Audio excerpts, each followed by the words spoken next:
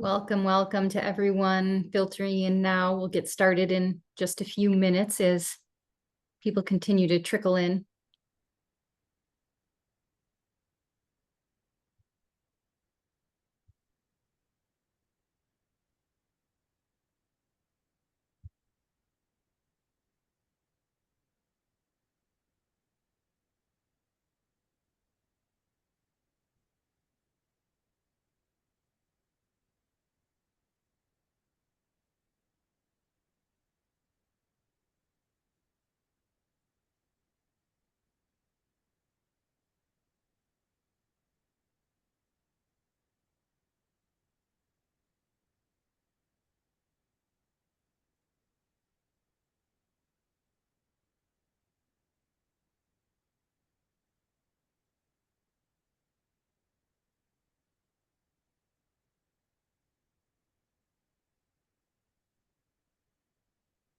Thanks again, everyone, for joining today. Just giving space for friends who are taking bio breaks and getting water and hydrating themselves. Please feel free to grab a glass of water. We'll get started in just a minute.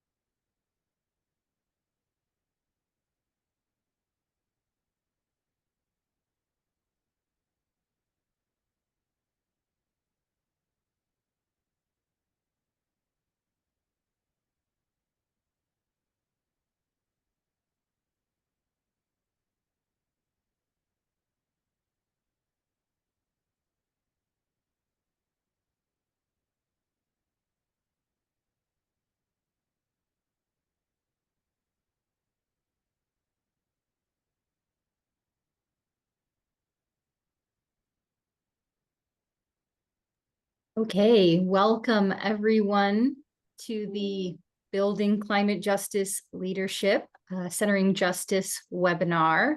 I want to thank you so much for taking time out today and out of your busy schedule. I'm Michelle Martinez. I'm the director of the Tishman Center for Social Justice and the Environment at the University of Michigan in Ann Arbor. And I am sitting on Anishinaabe land, Wehweatinong, Detroit, where I live today. I want to start by thanking the new school and the team there for hosting us, pulling us together, Dr. Ana Baptista and Susan for really bringing us together for this important and critical conversation today. So I just want to remind us about the purpose of why we're here today, and our friend Susan is going to help us with the slides in the chat. We'll get started by hearing about from our speakers, and then if you want to put questions in the chat, we're going to have a short amount of time at the end of our talk here today to discuss some of the questions. So really what we want to bring to the webinar today is this idea that we are amidst climate disruption. We are amidst a political and ecological time where we're experiencing more floods, more fires, and more tragedy. But we know as educators and as knowledge keepers, lifelong learners, that we're all pulling together for innovative solutions. And that happens both inside of the university and also in communities, right? And we're trying together to both dismantle the structural inequalities of the past, but also build an equitable climate future. And we can teach and learn that together. Higher education can play a really pivotal role in bringing community-based knowledge solutions with the kind of institutional knowledge and capacity building of the university. And when done correctly, universities can leverage state, federal funding, or increase capacity and sustainability. So we're really looking for students, researchers, thought leaders, grassroots leaders who can co-create and enhance a broader means of self-determination, economic sovereignty for more resilient and robust communities through this period. So our speakers today are going to really explore and dig in. What does it mean to build ethical alignment in the knowledge economy? And how can university practitioners really best lift up local knowledge in the knowledge economy without extraction? So we're really excited about this. This conversation didn't start here. It's been a long conversation. And thanks to the New School, brought us together in January of this year to talk about what does it mean to center justice. So I want to introduce the four panelists. But before I do, I will hand it over to Dr. Ana Baptista to talk about what the Centering Justice Symposium was really about. Ana? Thank you so much, Michelle. Hello, everyone. Thank you for joining us. I'm Ana Baptista. I am on Lenape-Hoking land in New Jersey, and very happy to join this conversation with great folks leading the way here. We had a convening at the New School back in January 2024 that most of our panelists were able to join. And the reason we sort of cooked up this symposium really was because there's just been an explosion of environmental justice and climate justice research centers and institutes around campuses around the country.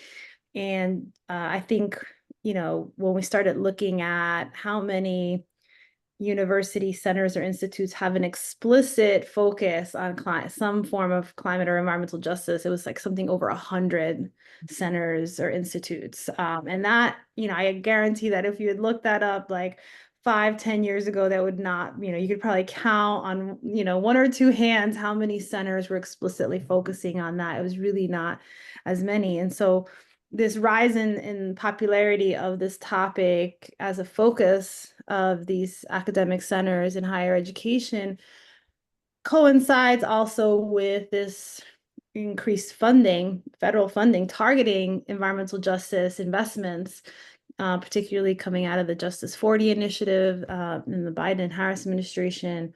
And the implementation of the Inflation Reduction Act had a lot of funding, some historic funding targeting environmental justice. So there was sort of this confluence of all these centers and institutes focused on EJ and climate justice, all of this federal funding that was now flowing supposedly to the EJ communities, but in some cases going through academic, institutes or universities as intermediaries for that funding. And we thought, hey, this is a good opportunity to call in our peers. The Tishman Center is one of the centers that is explicitly focused on EJ.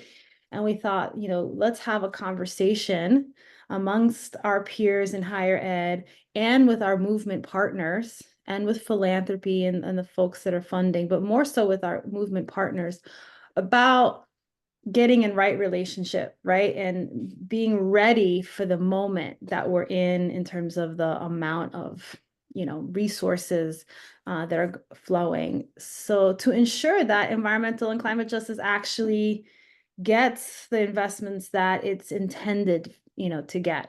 And that universities are playing a role to help support that rather than to put up any kind of roadblocks. And we know that there are centers that have been doing this a long, long time and have been doing it really well, and then that are models for many of us. And then there's centers who are just getting started. And so, that was another idea, is how do we put ourselves in conversation with each other and be in a learning stance, and also be listening to what the movement partners are saying they need and want in this moment. So that was the impetus for the gathering. And I think we were really inspired by the folks that came together and what the ideas that came out of it. And we'll talk about some of it, hopefully, on the panel today. And it's sort of fueled a continuing conversation, I think. Very excited to hear what you all thought of it too. Great. Thanks so much, Anna. Sorry, I'm swatting, not at what you're saying, but a spider just flew in front of my face. So thanks so much for really putting this in focus. And I want to do a quick introduction, which are not really going to do justice to our panelists here today. You can read their full bios on the Eventbrite, and also I encourage you to go to their websites and read the amazing work that they're doing in length. We only have a short conversation today to be able to cover some of it. So I'm going to do short bios, and I'm going to tee up a little bit about the Tishman Center in Ann Arbor to talk a little bit about how a brand new center, really 2 years old, are learning from our panelists today and others in the field who are really shaping and have shaped for decades now what is a 30 or 40 year scholarship arc of environmental justice, depending on where you're putting your starting point, and even much longer, right, when we're talking about outside of higher education. So I'll start with Dr. Ana Bautista, of course. Our host today is the director of the Tishman Environment and Design Center at the New School, Associate Professor of Environmental Policy and Sustainability. Dr. Ana Bautista works on environmental justice policies, climate mitigation, renewable energy policies, environmental planning, zero waste systems, cumulative impact analysis, and goods movement mitigation strategies. So again, thanks to you for paving the way for many of us. Dr. Carletta Chief, the Director of Indigenous Resilience Center, Professor and Extension Specialist at the Department of Environmental Science at the University of Arizona. She's also the director of the Indigenous Resilience Center. And as the extension specialist, she works to bring relevant water science to Native American communities in a culturally sensitive manner. We also have Dr. Ami Zota, Community Engagement Corps, co-director at Columbia Center for Environmental Health and Justice in Northern Manhattan, and associate professor of environmental health. Dr. Zota is a population health specialist, scientist with expertise in environmental health, environmental justice, and maternal and reproductive health. Her long-term goal is to secure environmental justice and health equity among systematically marginalized populations by advancing scientific inquiry, training next-generation leaders, increasing public engagement with science, and supporting community-led solutions for structural change. All very exciting. Again, please visit the bios online. And unfortunately, Kendra Sullivan from the CUNY Graduate Center was not able to join us as she's not feeling well today. But we do hope that you will go to the New York City Climate Hub and check out what they're doing at the Center for Humanities. So again, thanks everyone. The Centering Justice Symposium was such an inspiration to me. I had come from the Michigan Environmental Justice Coalition as the executive director on the community side, and we utilized university research in a variety of different cases. We worked with Dr. Paul Mohai on helping to develop a cumulative impact tool. We helped to seed that into the state of Michigan, and they are now using that as a My Healthy climate EJ screening tool as a decision-making tool in some of the regranting. We also worked on the first ever health impact analysis on the 5-year utility integrated resource plan with Drs. Karita Grunland, Schultz, and Reams. And we took that to the Michigan Public Service Commission. So I'm of the thought that there are good ways to do research with communities that can mean organizing, empowering groups, and resulting in social change.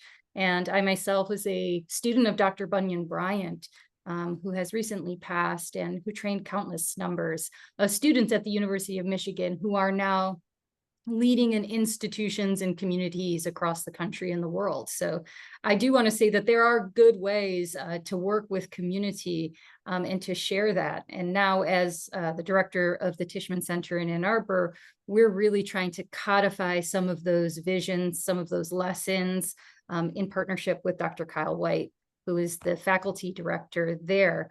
So what we really learned and tried to put into place a few different things. And I want to sort of set these out, and certainly just to start the conversation and learn about other models, that one, we really need to meaningfully resource students. We need to mentor them in an ecology. A lot of our students from environmental justice communities are coming from disinvested educational systems. And so we want to unlock as many doors as we can and make sure that students are not only getting that theory, making sure that the classes and the access to the education align with the skills and technologies, but also for the mentorship to be able to help folks who are first generation college students or who may have financial barriers to overcome, that we can really attack those so those don't become the primary barriers. The other thing is we want to make sure that the students have applied knowledge. So putting students in communities with organizations, institutions, tribes who are implementing things on the ground immediately so that students can get the applied knowledge and begin to understand how the contradictions of the EJ movement begin to interact in real time and how to develop the skills to navigate those contradictions as different kind of political or economic or ecological disruptions come in. So we want to make sure that that mentorship ecology helps them understand and contextualize what they're learning outside of the classroom and inside the classroom. And we really think in the few years that we've been open and working with students that the long-term investment in higher education can lead to more sustainable movement and leadership infrastructure, particularly geographically focused. So right now, for example, we're working in the Midwest with institutions and trying to keep students who may go to San Francisco or New York or Atlanta to get higher wage jobs, that they will leave school debt-free and stay in the Midwest so that we can build our leadership ecology. That long-term infrastructure has a positive feedback loop where if we are building institutions and we are building leadership, then those institutions have other impacts in their communities, right?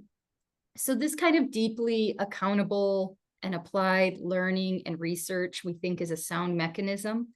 And the principal step in that process is trust building. So we work through relationships that Dr. Kyle White and myself have built over 2 decades in the field on how and where there is opportunity to help buttress the capacity of grassroots organizations. So we're really excited about continuing to build on the long legacy of the Environmental Justice Scholarship at the University of Michigan, but to also recontextualize what that means with this new context of federal funding that's coming in very quickly. I am eager to learn from others who engage in the practice of community building with the next generation of EJ leadership. So I want to start asking questions of our esteemed panelists. And Ami, I'll start with you. How do you build alignment, right, with climate justice leadership in the field and in the higher education institution? I'm sorry. Okay. So I just want to say thank you. It's wonderful to be here. And I too just want to say that I went to the in-person conference back in January, and it truly was invigorating. And I appreciated being there, and I appreciated what a wonderful job the organizers did in centering movement leaders in the movements, because and academics were there, but kind of we were kind of playing more of a supporting role, and I don't think there are enough meetings like that. So in terms of allyship, kind of building trust, and how to kind of weave these partnerships kind of through higher education. I think it's a great question, and I now am sort of in my mid-career era of academia. I think I play multiple roles. So I try to tackle that in multiple ways, right? So I teach in the classroom. I teach environmental and climate justice. I'm teaching undergrads this semester. Love it. They're just it's refreshing to work with younger students who are so hungry for this information, and to help them shape their understanding of environment, health, and justice in a more formative time, right? Because kind of, I think the younger we can reach people, the more they can carry that onwards, with them. I also teach graduate students and doctoral students. And now sort of in my role as co-director of the Community Engagement Core of an NIH-funded Center for Environmental Health and Justice in Northern Manhattan. So this is a center that has been at Columbia for 20 to 30 years. And We Act for Environmental Justice, right, which is a leading grassroots organization, both in Manhattan, but in the country. So they've been a partner at the table since the beginning, since the center formed. We've added other community partners like South Bronx Unite, but now we're doing more training also of researchers at all stages on how to do ethical, impactful, community-driven research. And to try to meet people where they're at, and also, realizing that allyship comes in many forms, and our movement leaders are part of that training. So I think training at all different stages. And then the last program that I will bring up multiple times, I think, in this conversation is I run this other program. It's almost like its own nonprofit. It's called Agents of Change and Environmental Justice, and we collaborate with the Media Org. And there we're really training early career scientists, all from systemically marginalized backgrounds, all throughout the country and Puerto Rico, who we really see as emerging environmental and climate justice leaders. We're training them on how to have more social impact with their research. So a lot of these fellows already have those community partnerships.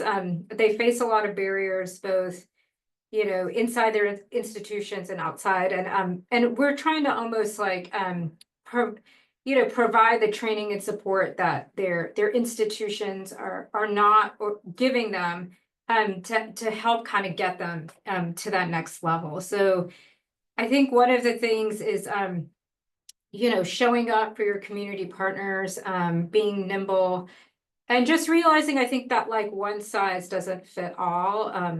And then there's just kind of what I do in my own research that I can talk about maybe at another point in this conversation. Thanks for sharing that. Such good lessons and adaptive to different kinds of skill sets and professions, right? And meeting those two things as they're developed at different stages, right, in the ecology. Trying not to say pipeline at all through this conversation, but as we build that through way. Thanks, Ami. Carletta, I wonder if you want to share a little bit about your work on furthering climate justice leadership with us. Hello, good afternoon, everyone. It's wonderful to be part of this session, and thank you for inviting me here today. Yeah, it's I am Bitterwater, born for near the water, and my maternal grandfather is Bitty Goats, and my paternal grandfather is Red Running to the Water. I am a member of the Navajo Nation, and much of my own personal background influences the work that I do today as a professor and as director of the Indigenous Resilience Center. And my upbringing based in the Dene culture and values and language traditions has informed my approach to environmental justice, while also learning from my relatives in other Indigenous communities. And so at the Indigenous Resilience Center, we center our work around the 4 R's, which are relation, reciprocity, respect, and reciprocity. And these are the 4 R's that we've taken from Indigenous research methodologies research. And there are several R's that many people focus on, but in that work, one of the earmark work of IRM is Shauna Wilson's book on researcher ceremony. And it really describes a lot of why students pursue education and why Indigenous peoples approach research in a different way. And research is a Western word, but really, when you bring those two together with Indigenous communities, research is really about relationship and how Indigenous peoples relate to their environment, to their community, to every element within our surroundings.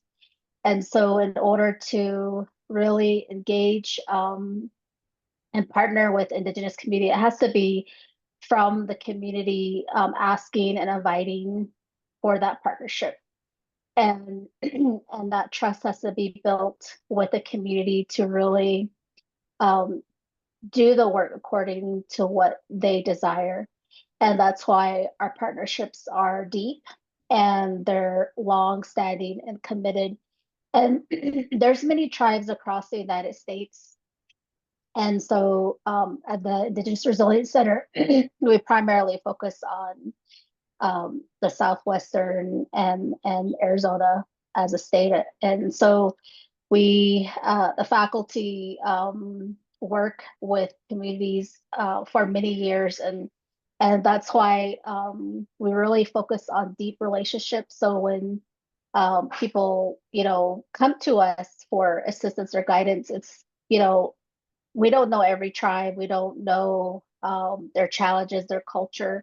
So we can't necessarily help, an individual work with a tribe. It's for us, it's really focused on, the partnerships that we are building and relationships that we are nurturing. And so in order to do that within academia, it has of course been challenging, and a lot of for the reason for a lot of that is because lack of education and just the cultural sensitivity and just the difference when it comes to working with communities and community-driven efforts where those protocols are very different, and the desire the goal is really not to publish a peer-reviewed publication. It's really to address what the community's needs are. And when I was coming up in my own education, I really desired to work with my own community, but that wasn't supported in my journey. And it wasn't until I became a professor that I was able to actually do work with communities. So now as a professor, I really have a goal to support students that want to work with their communities. And so our training is very multifaceted. It includes the theory, the literature, case studies, dialogue, discussion, but it also includes immersion in Indigenous communities, learning from a practitioner, and teaching at a tribal college, learning from traditional knowledge holders, and really getting out there and being of service to the community. That's how you will learn, and how you will learn more about the community that you're working with. So we try to use this multi-pronged approach. And then for students, we also include internships with the communities, different communities they could do internship with, and then also guiding them in the research ethics around working with tribal communities. So thank you. Thank you, Dr. Chief. Absolutely brilliant as we continue to learn about longitudinal and deep trusted relationships that are place-based and supporting students through that journey. Really excited to pass the mic to Dr. Baptista also, who's been working on this very thing of aligning the institution to community-based knowledge creation in right relationship. Thanks, Michelle. Yeah, I was gonna start off by telling you all the things the Tishman Center does with the students and with the external partners, but I think I'll start with like how I ended up at the new school, because I tell my students like I'm an accidental academic. Ami knows this because she knew me when I was in grad school, and I was thinking at various points throughout that period 20 years ago or more how I was going to quit and go back home, take my butt back home to Newark. I grew up in Newark, New Jersey, in an EJ community, to immigrant family, and I found myself in a doctoral program. My parents had a 4th grade education. I didn't know anybody with a PhD, and I thought it was this romantic thing that was like, I'm going to learn and I'm going to give back to my community. And I quickly was faced with a lot of the realities of being in a doctoral program in a traditional academic setting. And so, but I got my PhD and I moved back home. And I said, I came to terms with the fact that I really didn't want to be a traditional academic in what I was shown. And I spent a decade working back home in the community I grew up in, which was a tremendous privilege. Many of my peers saw it as a failure, like, oh, she's a failed academic. She went, back home to work at a, grassroots nonprofit. I worked at Ironbound Community Corporation in Newark. But that experience, going back home, working at home after getting my doctorate, I had so many interactions and engagements with the academic infrastructures. And most of those interactions were not positive. They were, they really made you feel like you're small, the work you're doing is just, it's good for, a class project to come in and study and leave. This was very frustrating, actually. And I'll never forget Peggy Shepard from We Act, who, I was this young person trying to do organizing in my community, and we were applying for grants to NIEHS and EPA, and we're never getting any money from them. Like, we were just not being successful. And Peggy told me she was a reviewer on one of the applications that I went in with a professor at Rutgers on. And she said, Anna, I'm going to tell you something. She's like, the reason you didn't get that grant was because when we looked at the budget, the academic center was getting 80% of the budget and you were getting 20%. She's like, so I knew right away that was not going to work. That was not a good application.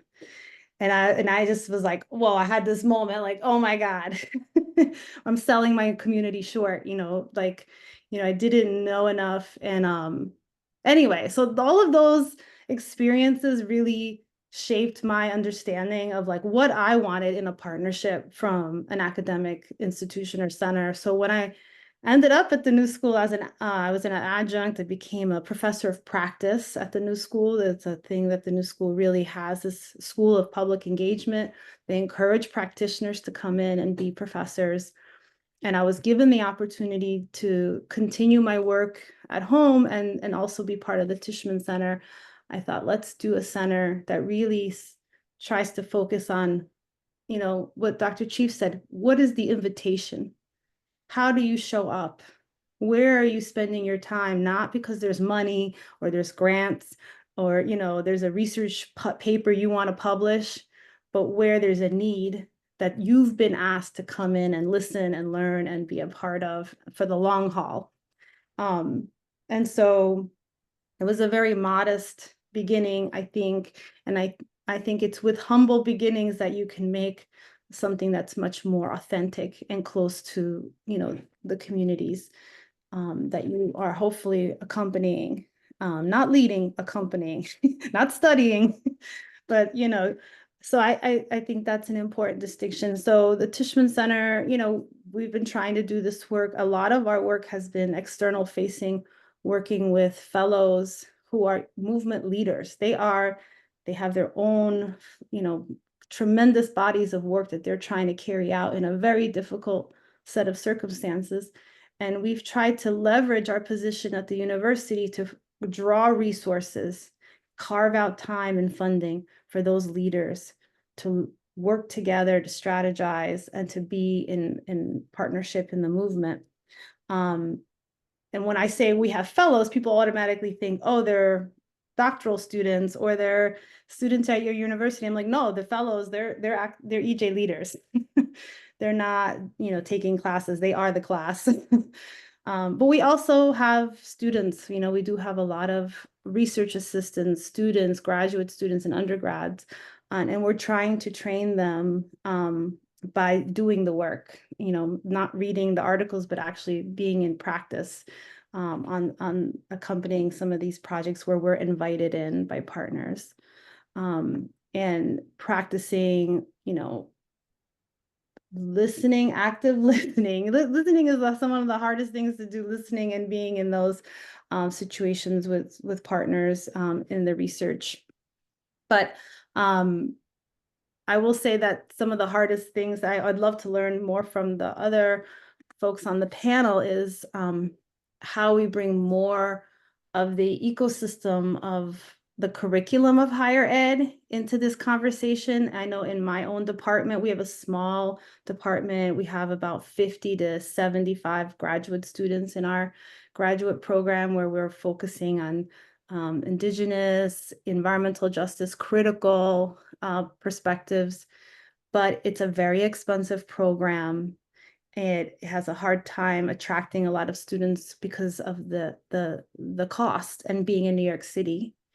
And the curriculum is pretty unique, but it's not around the whole university. So, you know, how do we encourage that without, you know, recognizing that we're not a university that is going to be accessible to a lot of people. You know, that's a challenge, that's a reality. Thank you, Dr. Baptista. Yeah, I want to really grab onto some of these key themes because now that I've sort of seen it on both sides, I realize how revolutionary and how difficult it is to be in the institution and be really pulling down resources, changing the timelines, changing the incentives for scholarship, really working through those critical operational pieces that university bureaucracy can throw up.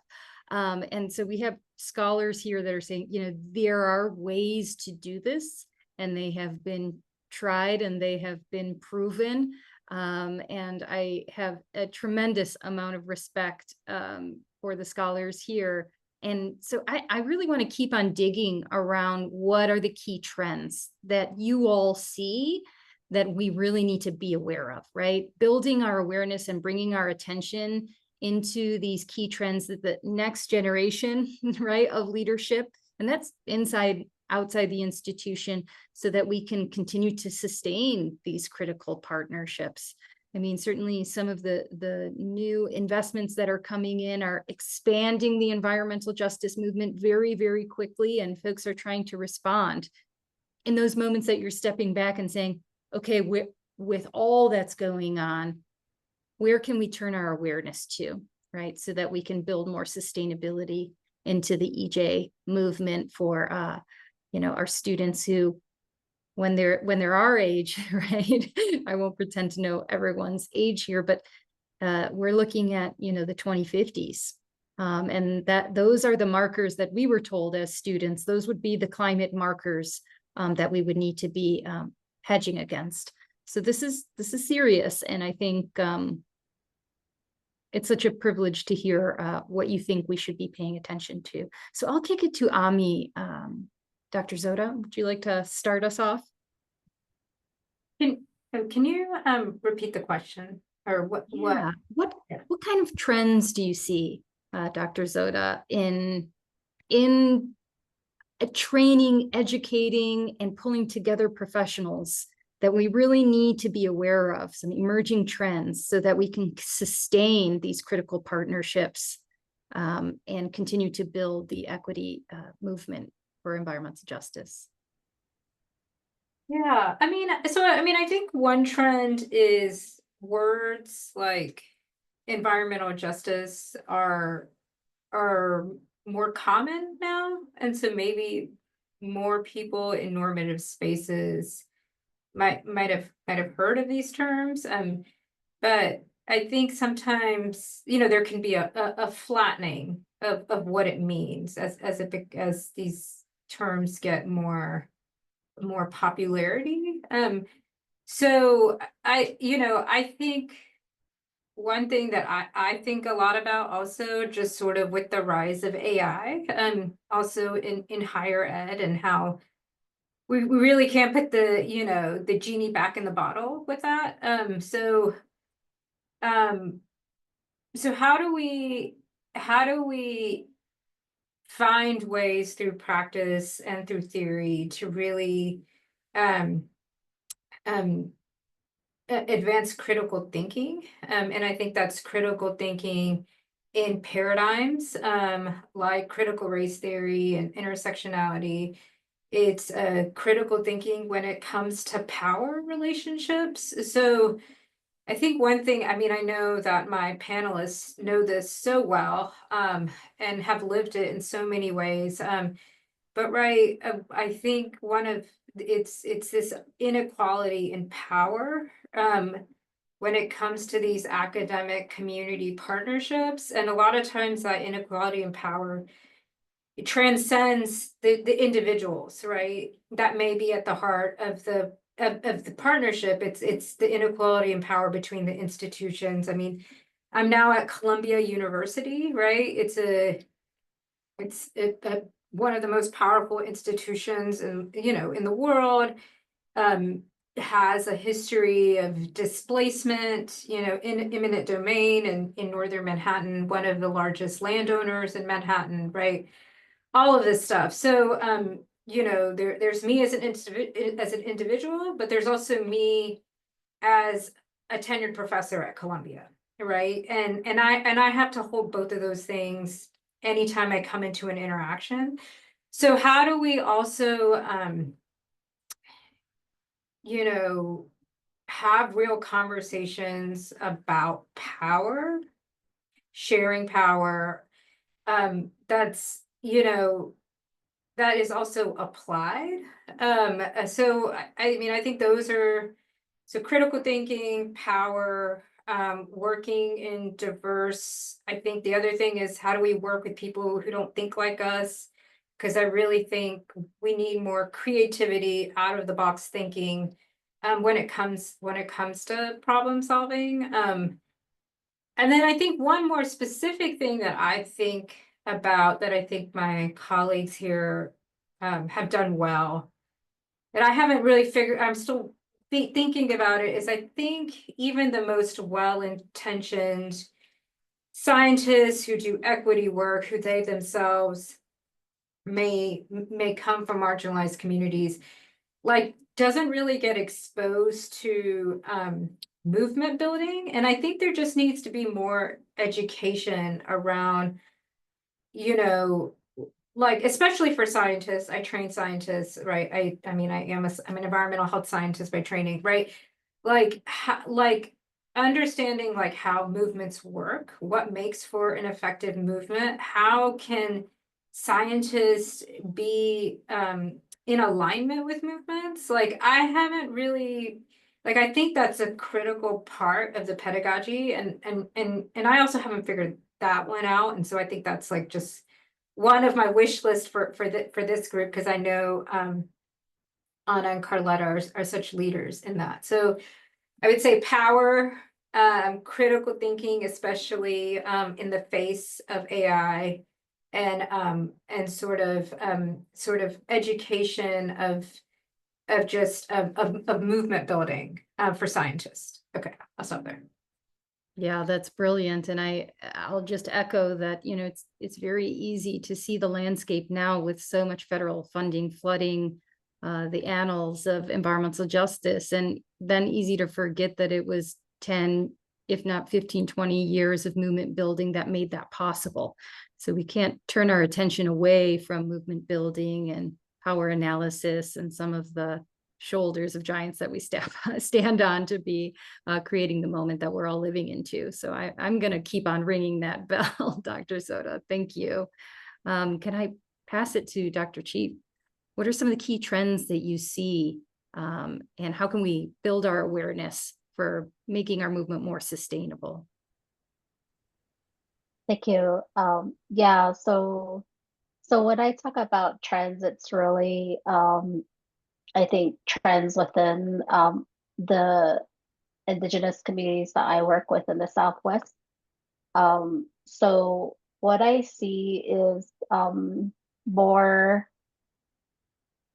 collaboration and beginning connections with universities in a new way, especially with the EPA TIC-TAC centers. The Indigenous Resilience Center is part of the West EJ, and there are individuals on tribal communities that are being reached in a different way. There hasn't been that kind of connection that was seen in the past. A lot of times it was with leaders, known leaders in the communities or elected tribal leaders. So that's some trends that I'm seeing, and also understanding of the challenges that Indigenous peoples face. And I think a lot of that was highlighted by the COVID pandemic. So for example, connectivity, and as Indigenous people, we know that we go back home, we're not going to have, we're not able to get on the internet or be able to make calls and things like that. And we just knew that and expected it. But when the pandemic hit, it really impacted Native American students, because now they're asked to, go to school remotely, but they don't even have a way to get to the internet. So that created these mobile hotspots and school bus hotspots. So that's an example, at the K through 12 level that really transcends to the community level, where communities who don't have access to broadband or internet can't necessarily get access to the information out there, the funding that's available out there.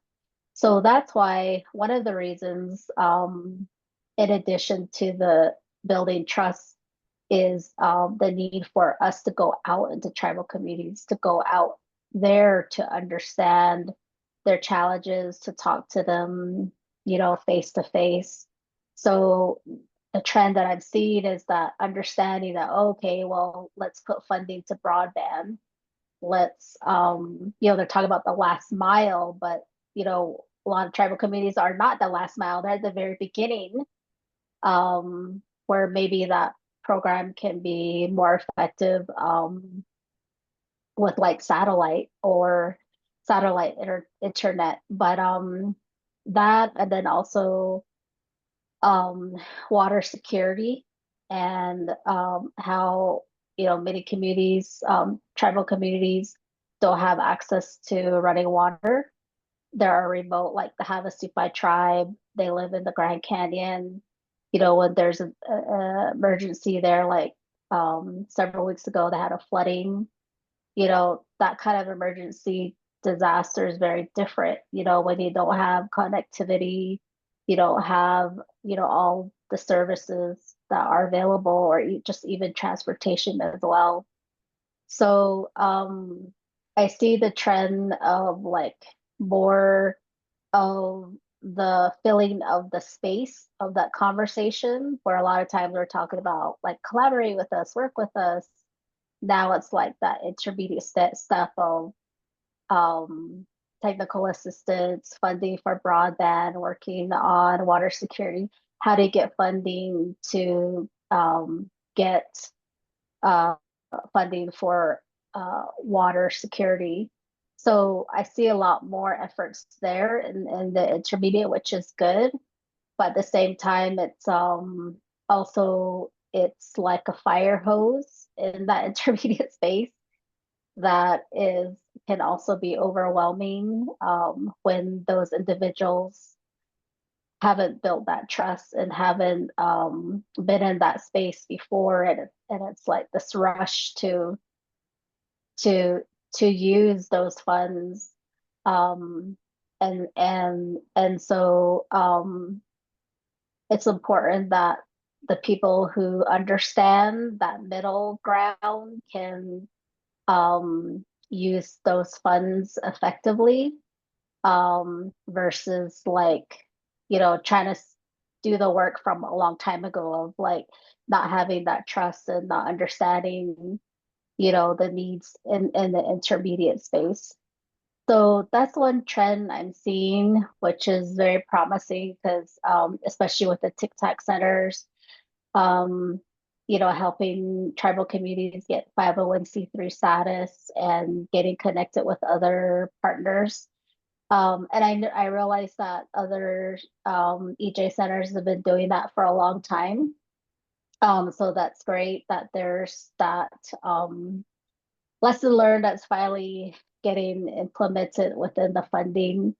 I also see more and more students locally that are going back to their communities, not just in research, but just professionally. And with tribal communities, that's been a really big challenge for a long time.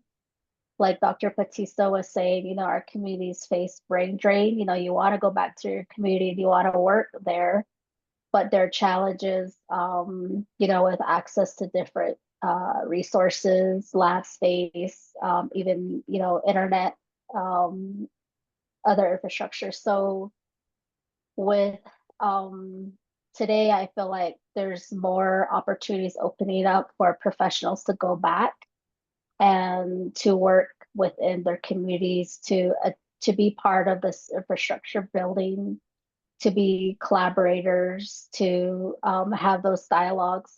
And it's exciting for students to see and for students to be involved in that.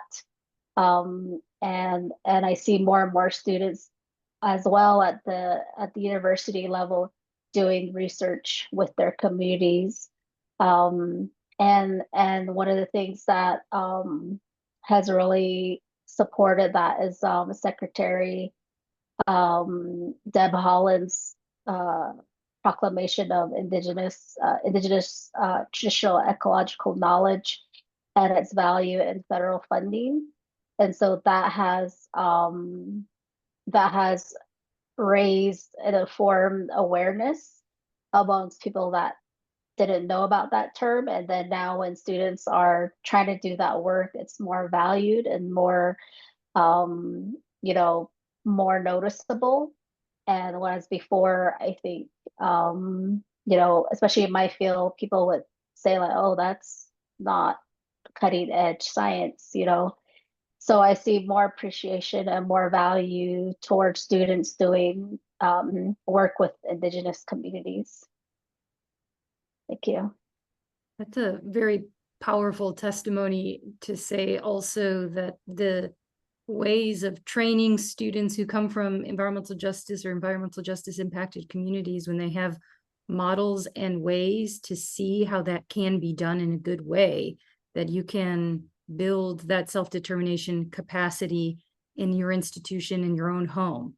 And that's so powerful to be able to hear and to be able to be really making the path with others in trust and collaboration. So it's a powerful statement. Appreciate that.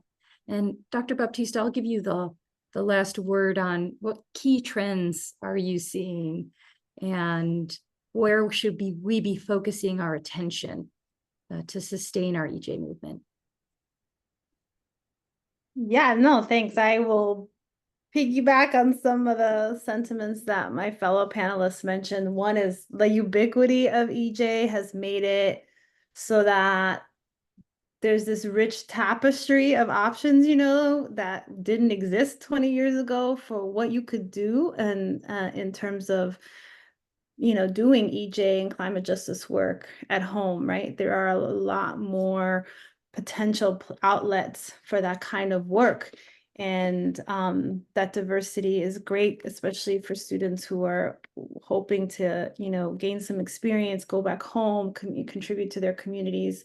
So, but on the other hand, there's like a flip side of it, which is like this fear that it's also like getting, I heard one of my colleagues is like, we're getting out competed by in our own movement, like, you know, you get there because there's such a popularity and a rise of the use of the term that it sometimes gets there are many outlets that are now adding environmental justice, like, you know, big green organizations, or like, you know, they have EJ specialists in almost every organization, which in one respect is like a product of the success of the movement, right? That it's become so important that it's like people are hiring all these folks, but then it becomes more difficult for the small grassroots EJ groups on the ground to hire anybody because they're getting out hired by folks with a lot more resources.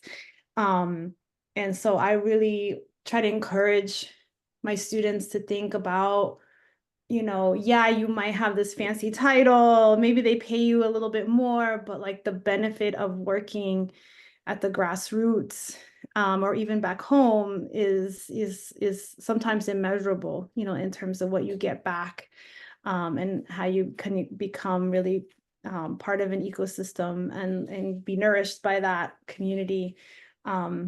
That is not just like what the job description says on paper. So, but it's hard to translate that sometimes to young people, you know. But then I'll say the second trend is a little bit more depressing, which is that there's a lot of all this new greenwashing that's happening around climate mitigation that's focused on carbon management, like hydrogen, carbon sequestration, like all manner of geoengineering. And that is getting sold as a bill of goods around, you know, techno-utopianism and how you can, like, you know, basically fix the climate crisis by just, you know, pumping carbon into the, you know, into the ground. And that a lot of that is fueled by the fossil fuel industries. And unfortunately, it's also being backed by a lot of university researchers and university centers who are also getting funding, both directly and indirectly, from these industries. And many of them, even the Department of Energy and other agencies, are targeting HBCUs, MSIs, and other schools to do community engagement and environmental justice and climate justice in the name of furthering these technologies. And it's a huge moral morass, you know, an ethical morass, because it leaves the most vulnerable communities really without a lot of partners to fight back and at least critically examine their options, you know, from an ethical perspective. And that's a very troubling trend. I mean, I'm sure you've seen articles recently come out about the outsized influence of fossil fuel industries in universities. That's not new. That's not a new trend, but it is showing itself in new ways, right? It has new expressions, maybe, of an old trope. And, you know, it also makes its way into curriculum, you know, in it actually is influencing how we're training young people to think that these are solutions and to ignore any of the, you know, sort of questions around equity and justice that communities are raising. And I've been really surprised, unfortunately, at how, you know, it's when you try to find academics in these institutions to try to push back, even within their own institutions that are taking this money, they're fearful. They're professionally fearful, some of them. So I think that's a troubling trend that we need to stay on top of. And I think we need to come together to also form some response, right, to that and push back on it together. Well, thank you, Anna. And I want to encourage everyone to keep putting questions in the question box. You know, we have one more question here, and it's really about your strategies to overcome some of the most insidious barriers. I mean, I'll be pretty transparent that, you know, I left an executive directorship pretty burnt out, right? And what I noticed amongst many of my colleagues, and, you know, many of them women and women identifying, were feeling the same way, right? Through the pandemic, as caregivers of children or elders, holding organizations, holding programs, felt that the contradictions were too much, and the resource disparity and the fossil fuel fights, that they just kept piling up, right? So I think one of the strategies that I want to continue to share and amidst this amazing set of panelists is just the gratitude that I have from co-learning, the gratitude that I have for touching base with really committed, values-based visionaries who can keep on moving us in the direction of justice, right? And though we do see, and I see many of these same trends, that just seeing on the other side of it takes a little bit more reflection, time, and energy. It takes conversation, it takes consensus building. And so I don't want to downplay ever in our movement the ability for people to be able to step back and reflect on the types of work, the types of strategies, the good ideas that are coming from young people, grassroots leaders, tribal elders, folks from all over.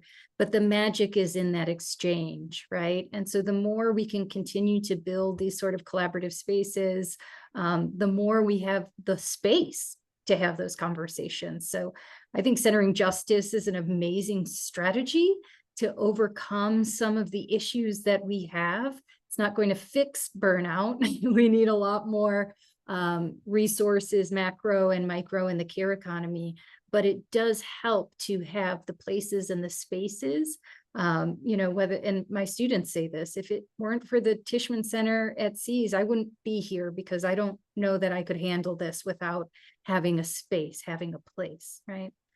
So the last question here is, what are some of your strategies to take on these key challenges in the movement? And what would you share with our audience today? And again, please, if you have a question, feel free to drop it in the chat. So I'll pop that right back over to Dr. Chief. What are some of the key challenges, and what are your strategies to overcome them?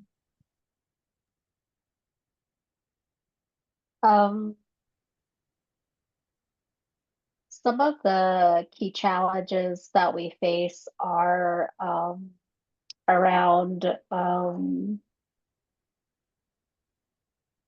the protocols that may be unintentionally violated, or the lack of promises being fulfilled by our colleagues or by the universities, and just the tone of communication, or the way people communicate with Indigenous peoples, can often be disrespectful, and that can be either intentionally or unintentionally. And just the different perspectives that very contrary perspectives of an Indigenous person versus a Western scientist or an academic who may not be understanding, can really create tension. And so just navigating that is one of the challenges that we face at the center. And the way that we approach it is really through listening to what has happened, listening to the hurt that was caused, and talking through that. And we also have really depend on our advisory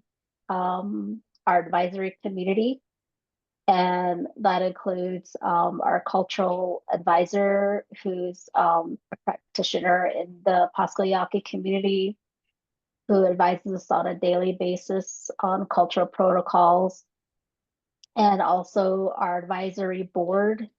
Those consist of Indigenous leaders that have a long history of working in Indigenous communities, and then our advisory faculty, who are very knowledgeable in the area of Indigenous ethics. So, and then the core advisory faculty. So we come together as a community to discuss it and to problem solve and think about how to best approach it, and to be as respectful as we can and to try to come to that understanding. At the same time, we also do our best to train our colleagues and provide those opportunities of engagement and training where our colleagues can learn about Indigenous evaluation and storytelling, traditional knowledge, mentoring Indigenous students, doing research in Indigenous communities, the ethics. So we provide those trainings to our colleagues, and we can't force them to take them, though we wish we could. But we hope that that can help to prevent some of those missteps and misunderstandings. Another big challenge is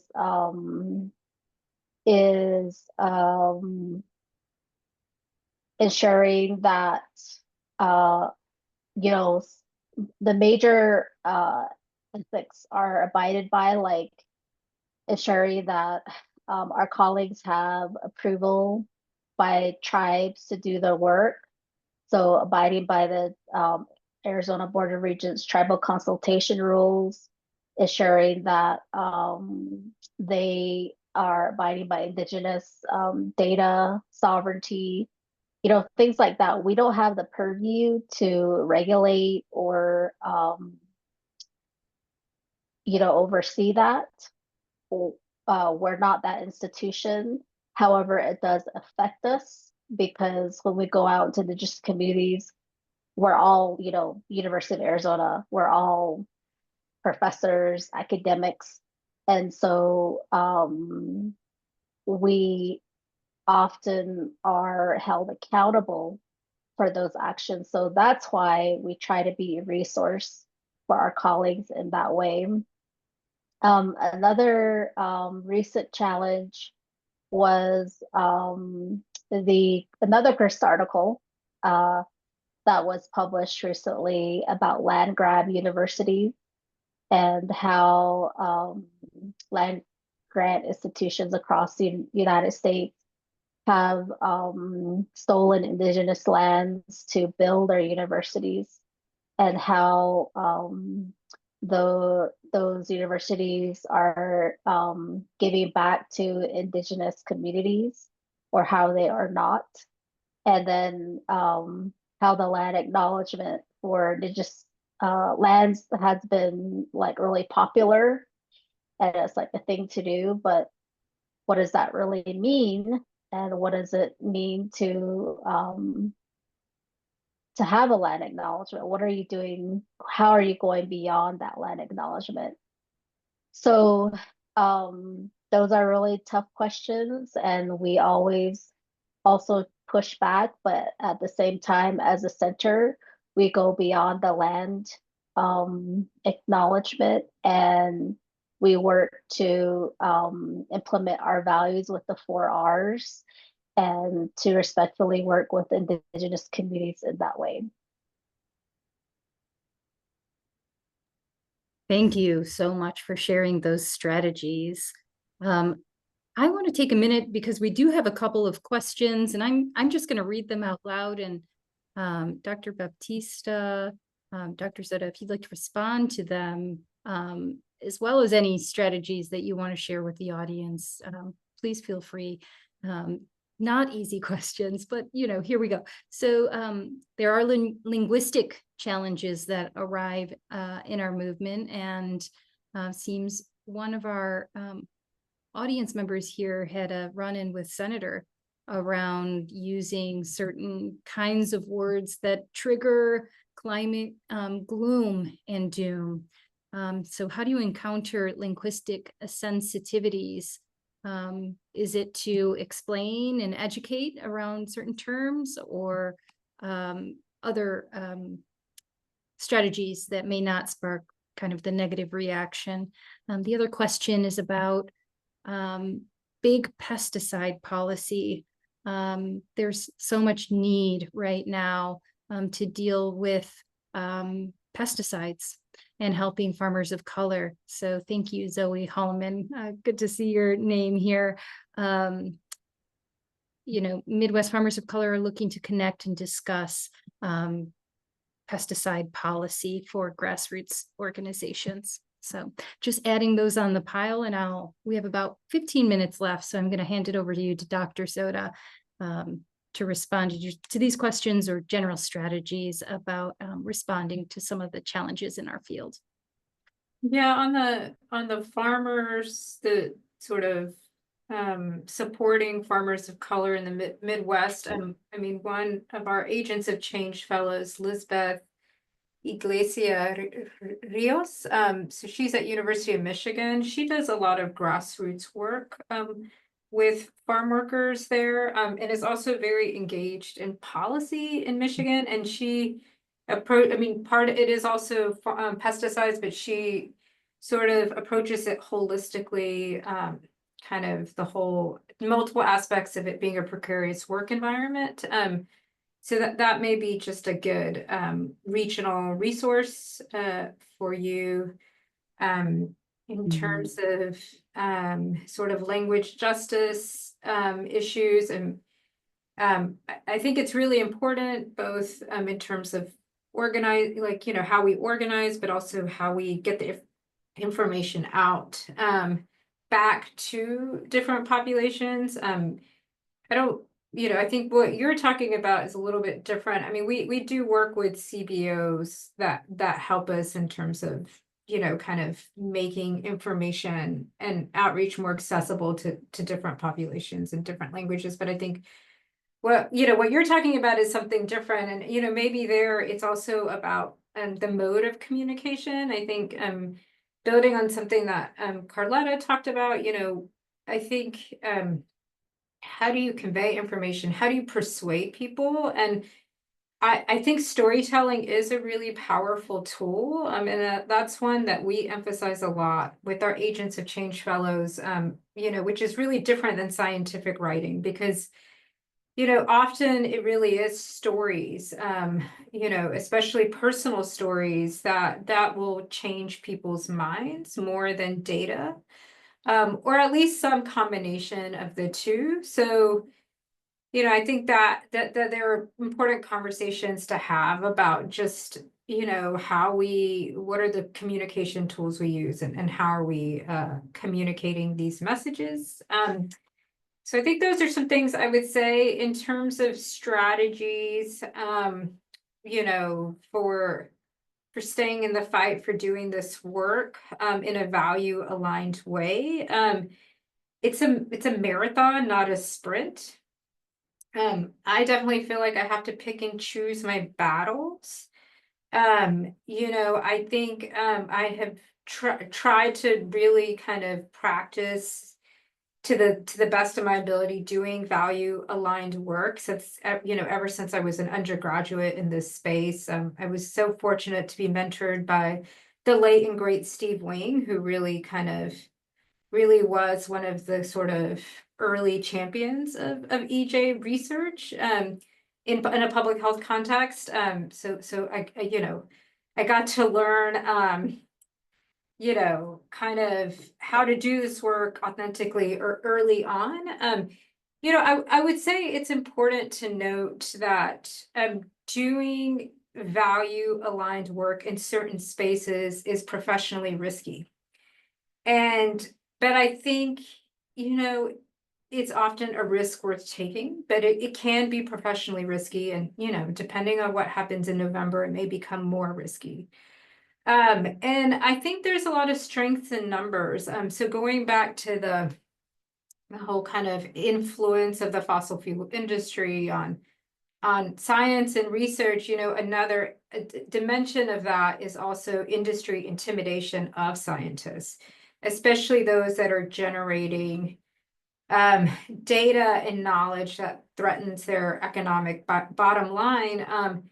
And so, you know, like I'm working with the coalition of groups that are trying to figure out, okay, well, how do we kind of both address this at the macro level, and then how do we support scientists individually too, right? Because I think at least that's how I see this work. There's kind of the macro level fights, whether it's policy fights, whether it's sort of changing the culture of academia, right? There's a lot of big fights that will take years, if not decades, but then there's kind of the day-to-day work, which is, you know, a very like people-centered work. And so it's also thinking about that to me at both those levels. And, you know, I think it is really important just to find your people, you know, because you will need a great support system. We all do. And so I think finding your squad is also another key point. And then I think, Michelle, to your point, we need to I think we do need to have more conversations, not just about burnout, but it's like there was, you know, so much conversation about sort of diversifying leadership in a lot of these mainstream orgs. And, you know, in some ways that happened, and a lot of these more diverse leaders, particularly women of color leaders, right, they're leaving, right? And so we've talked a lot, you know, often we talk about, you know, the pathways to leadership, right, and diversifying that, but we're not having enough conversations about like what's happening once people are in these spaces, right? And I think we need to have a lot more like just real conversations about you know, maybe, you know, both that being like a band-aid effort, but like really like what it's going to take to really kind of sort of change leadership in a real sort of holistic way. So I just wanted to also throw that out there too, because it's something that you know, I produce a podcast and we focus a lot on early career leaders, but I really want to do a series of sort of like mid-career individuals who have been in these leadership spaces of mainstream, predominantly white orgs and have left, right? So, but anyway, okay, I'll stop there and hand it off to Anna. Great, thank you, Anna. No, it's great. I was gonna say exactly that, you know, build your squad, we need collective leadership, collective spaces where we can lean on each other and build those relationships and deepen them and be there for each other. Because things, you know, like federal funding and the popularity of EJ, this too shall pass. It'll be a moment where all of that goes away and all that'll be left are your true friends. And I really believe we need to, you know, encourage that ecosystem, that collective approach to weathering the many storms that we will face, whether in higher ed. So like, who's our crew that we're gonna, you know, ride or die with in these spaces of higher ed, and we're gonna support one another. Even in the movement, the EJ Movement Fellowship, as Ami was talking about, you know, supporting early career folks, the EJ Movement Fellowship that we house at the Tishman Center is all about, these are mostly senior leaders in the EJ movement who face tremendous isolation and burnout and pressures, and having them come in not as individual leaders but as a group. Like, who are the 2 or 3 people they want to strategize with, that they dream about doing work together with, but have to, you know, try to carve out time and resources to do that reimagination, that you know, being able to re-energize yourself and reimagine what's possible. You know, it's hard that you know, this is hard work we're all doing in very hard times. And so we have to bring joy and love and community into it. Otherwise, we're not gonna we're not gonna make it. And we're up against some crazy stuff coming at us from all fronts. So like, let's build both our formal and our informal communities of practice so we can help each other. Absolutely. What a wonderful conversation, and so glad to share it with you all. We have just a few minutes, so I wonder if you have a 60-second close that you want to share. We've discussed some of the trends, some of the challenges, some of the strategies for building leadership over the next long haul. That's the next generation, 30 years from now, 2054. For that next arc of work, what's the one piece that you want to share in closing with our audience today? Before we do go into this small closing, I just want to lift up the Climate Week in New York City. Certainly the new school is hosting a whole bevy of activities. This is just one, but moving into other amazing activities, sustainability town hall, aquifers, ethnography and responsibility. We have also this looks like Cooperation Jackson coming online. So lots of good things ahead. If you want to stay linked up with the new school during Climate Week, I think we can get that in the chat to make sure you know how and where to get linked in. But just for closing statements, we'll start with you, Dr. Chief. What is the brilliance that you would like to share for this next arc, this next generation of work? Thank you. I have heard over and over in Indigenous communities that they really want to train the next generation of leaders and also challenge us at the university to ask us, where are our children and the work that you do? Where is their education being supported? And so it is something that Indigenous leaders really want to see. And when we're working with Indigenous communities, we have to be really cognizant to involve Indigenous students in that work. If you're working with tribal communities and there's no tribal members on your team, then that's going to be something that's going to be met with a critical eye, because when we're doing that work, we also need to be supporting Indigenous students in that work. And that's part of training. Also, I feel really committed to training other students and other faculty colleagues to work with Indigenous communities, because we all need our allies, we need our partners to work together with us. So it can't be all on the shoulders of Indigenous people. It can only be done with a collective team effort. And so with the Indigenous food security, Indigenous food, energy, water security, sovereignty training program, which was funded by the National Science Foundation, we trained 40 students to work with Indigenous communities, and half of them were Indigenous and the other half were not. And many went and worked with tribes to this day and have done research with tribes. And so I think that's a model to share, where if we work all together and we share and learn from each other, then we can have a big impact in our communities.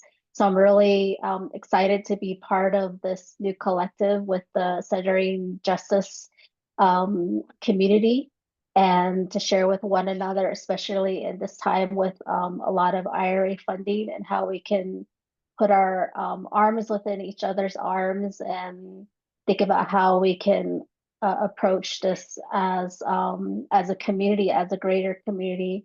And so I'm really excited about that, and just learning from each other, like you said earlier about learning from each other. So thank you so much, and I look forward to continued conversations like these. Thank you. Dr. Soda.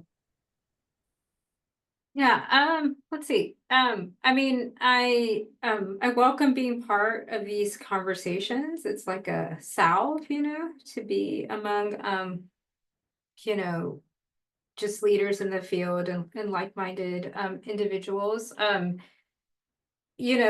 think I think my approach, is sort of like I like to keep doing science and scholarship and to push the field in that way. Training, leaders both within and outside of the academy is so important to me. Increasing public engagement with science is not something we talked a lot about today, but I think it's really critical because I also think kind of the relationship between science, medicine, and the public has really frayed. And got a lot worse during COVID. And I mean, there's a lot of justifiable reasons that relationship has frayed. But I think we need to put attention back in, we need to try to heal that relationship. And then supporting community-led solutions for structural change. I think all of this is really important to, I mean, just to reiterate some points, go where you're invited, play to your strengths. And I think always just show up first as a person, and kind of with that relationship building part front and center, because I don't know, at the end of the day, all of this work is about just people. It's like people to people, right? So I think always lead with that. And with that, I'm just gonna pass the baton to Anna. Great, Anna, and if you can close us out with the last 2 minutes, really appreciate you. Thank you again to the New School Centering Justice and for you all today.